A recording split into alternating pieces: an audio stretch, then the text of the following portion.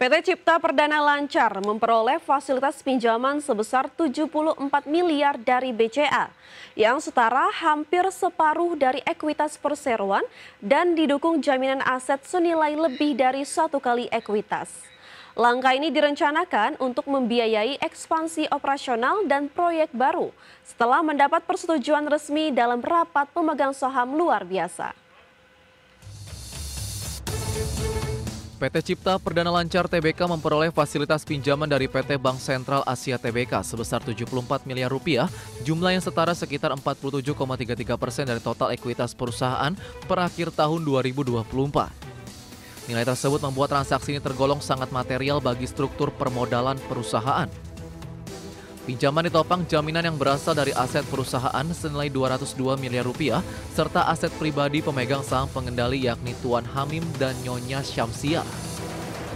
Dengan besaran jaminan tersebut, nilai penjaminan mencapai 129,3% dari ekuitas par. Dana pinjaman ini direncanakan digunakan untuk mendanai proyek baru, pengadaan mesin dan peralatan produksi serta kebutuhan operasional seperti bahan baku dan tooling. Manajemen meyakini bahwa langkah ini akan memberikan kontribusi positif terhadap kinerja usaha ke depan. Setelah fasilitas ini ditambahkan ke dalam liabilitas, debt to equity ratio par tercatat sekitar 0,72 kali hingga 30 Juni 2025. Rasio tersebut mencerminkan struktur modal yang masih dipandang aman dari perspektif risiko kredit dan likuiditas keuangan.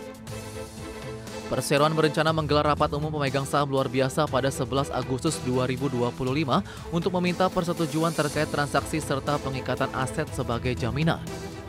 Rencana ini dimaksudkan agar fasilitas pinjaman dapat dieksekusi sesuai peraturan perusahaan dan otoritas pasar modal. Tim Liputan IDX Channel. PT Merck Tbk mencatat penurunan laba bersih lebih dari 50% di semester pertama 2025. Meskipun pendapatan naik, margin keuntungan justru menyusut akibat biaya operasional yang meningkat.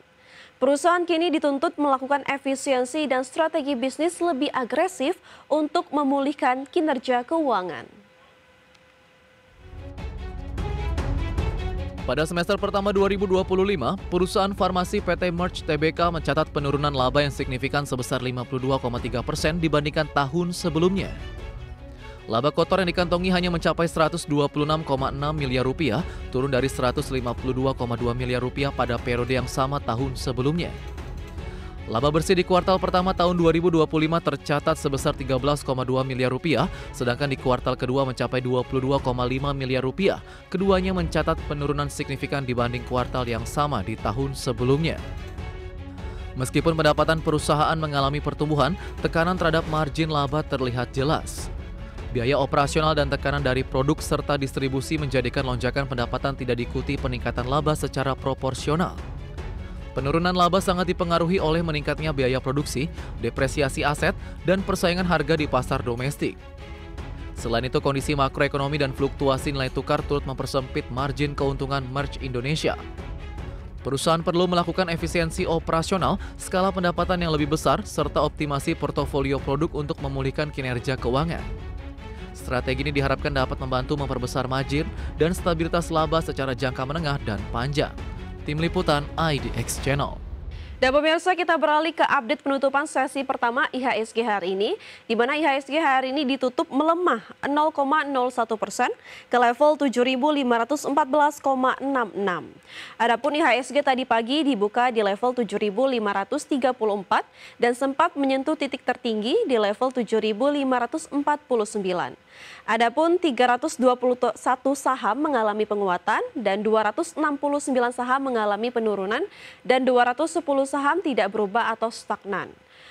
Dan kita lihat pemirsa, dari sisi top gainers atau saham-saham mengalami kenaikan tertinggi antara lain ada Cuan yang naik 6,21% ke level 1.540, ada Koin naik 23,97%, Mina mengalami kenaikan 21,47% dan BRMS mengalami kenaikan 7,14% ke level 450. Dari sisi top losers pemirsa atau saham-saham mengalami penurunan terdalam antara lain ada CDIA yang mengalami penurunan 2,81% ke level 1.730, Ada MBMA turun 4,42% ke level 476, Telkom mengalami penurunan 1,32% ke level 2.990, dan film mengalami penurunan 2,34% ke level 2.920. Adapun dari pergerakan sektoral pemirsa, barang baku mengalami kenaikan 1,4%, energi mengalami kenaikan 1,27%, konsumsi primer mengalami penurunan 0,81%, dan kesehatan mengalami penurunan 0,77%. Kita ke informasi pertama pemirsa, pemerintah mengakui realisasi pertumbuhan ekonomi pada kuartal 2 2025 sebesar 5,12% menjadi sinyal positif atas mulai pulihnya daya beli masyarakat dan menggeliatnya investasi. Pemerintah optimistis target pertumbuhan ekonomi sebesar 5,2% bisa tercapai. Pemerintah mengakui realisasi pertumbuhan ekonomi pada kuartal 2 2025 sebesar 5,12% merupakan yang tertinggi dalam beberapa kuartal terakhir. Capaian pertumbuhan ekonomi ini juga menjadi sinyal positif atas mulai pulihnya daya beli masyarakat, menggeliatnya investasi, serta sinergi yang kuat antara pemerintah pusat, daerah, dan pelaku usaha.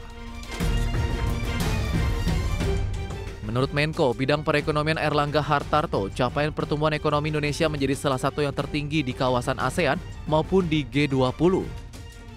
Pertumbuhan ekonomi Indonesia hanya di bawah Tiongkok yang tumbuh 5,2%.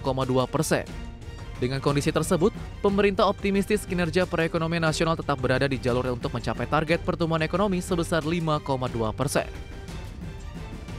Alhamdulillah, kita kembali ke jalur 5%. Jadi 5,12, mohon maaf. Indonesia hanya di bawah Cina yang 5,2, beberapa negara di bawah kita, mulai Malaysia, Singapura, kemudian berbagai negara lain termasuk Amerika yang 2%, kemudian Korea juga relatif rendah. Sehingga di antara negara G20 dan ASEAN, kita salah satu yang tertinggi. Berdasarkan data BPS, pertumbuhan ekonomi pada kuartal 2 2025 mencapai 5,12% secara tahunan dan 4,04% secara kuartalan. Konsumsi rumah tangga masih menjadi penopang utama pertumbuhan ekonomi nasional. Jakarta, Tim Liputan IDX Channel. Pemirsa, mulai 2026, Lyft dan Baidu akan meluncurkan robot taksi bernama Apollo Go secara komersial di Jerman dan Inggris. Dengan potensi ribuan kendaraan melayani pengguna Eropa melalui platform FreeNow. Kerjasama ini menandai langkah besar ekspansi teknologi Baidu dan upaya Lyft memperluas operasional global meski menghadapi tantangan regulasi yang ketat. Lyft mengumumkan kolaborasi strategi dengan perusahaan teknologi Tiongkok Baidu untuk menghadirkan robot taksi Apollo Go di Eropa mulai 2026. Dimulai dari Jerman dan Inggris setelah mendapatkan izin dari regulator setempat. Skema operasionalnya akan memanfaatkan platform Lyft dan gambaran teknis kendaraan canggih dari Baidu. Peluncuran awal mencakup ribuan unit robot taksi RT6, kendaraan generasi ke-6 yang telah diuji secara komersil di 15 kota Tiongkok dengan lebih dari 11 juta perjalanan. Dua perusahaan menargetkan perluasan ke banyak negara Eropa dalam beberapa tahun mendatang dengan dukungan infrastruktur lokal. Dalam kemitraan ini, Lyft akan mengelola layanan pelanggan dan logistik armada melalui platform FreeNow. Sementara Baidu menyediakan teknologi otonomus, pengujian sistem, serta dukungan teknis kendaraan. Pendekatan ini memastikan model operasional yang aman, dapat dipercaya, dan mendukung transparansi privasi pengguna. Langkah ini mempertegas persaingan robot taksi global antara Lyft Baidu dengan Uber Waymo, serta Tesla dan Wayve yang juga menargetkan pasar Eropa 2006. Meskipun optimis, keberhasilan peluncuran bergantung pada izin operasional dari pemerintahan lokal, serta kesiapan aturan otomotif otonom. Berbagai sumber IDX Channel.